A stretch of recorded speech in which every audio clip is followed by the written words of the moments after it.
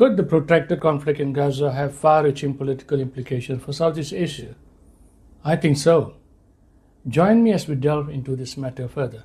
So, let us start by asking, what are the primary security concerns of ASEAN? They include traditional security threats, like war in South China Sea, or conflicts like the ongoing civil war inside Myanmar.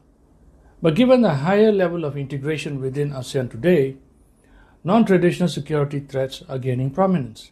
These include terrorism, radicalization, and threats to the economic, financial, and communication system. To understand how the Gaza conflict could potentially undermine ASEAN security, let us examine another event from the past. Some 22 years ago, specifically on 1st of April 2002, Israel launched a major assault on the Jenin refugee camp in the northwest part of the West Bank. It was known as the Battle of Jenin or Jenin Invasion. This came after a spate of suicide bombings inside Israel that killed 56 people and injured hundreds. According to Israel, Jenin was the launch site for terrorists.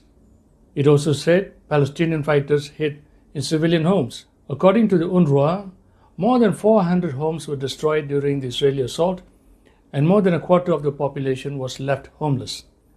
The United Nations Middle East envoy described the situation as very dangerous and called for the protection of civilians. Israel was condemned widely, but the White House shielded Israel. 6 months later, and almost 10,000 kilometers away, on 12 October 2002, a bomb went off at a pub in Bali.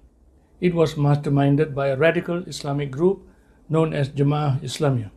It was later found out that it had cells across Malaysia, Singapore, the Philippines, and even Cambodia.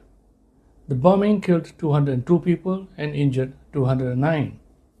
The mastermind of the attacks, Imam Samudra, later claimed that the bombings were in response to the Jenin attack. But here's the thing. None of the victims had anything to do with the events in Jenin. They included 88 Australians, 38 Indonesians, 23 Britons, and people of more than 20 other nationalities.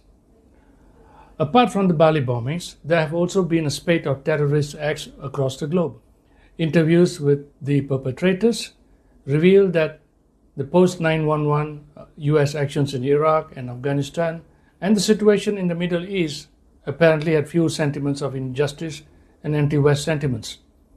For some of them, these actions were an attack on Islam. So fast forward to the current situation in the Gaza.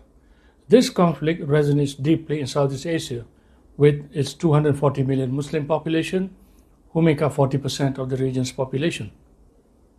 Initially, ASEAN members responded individually.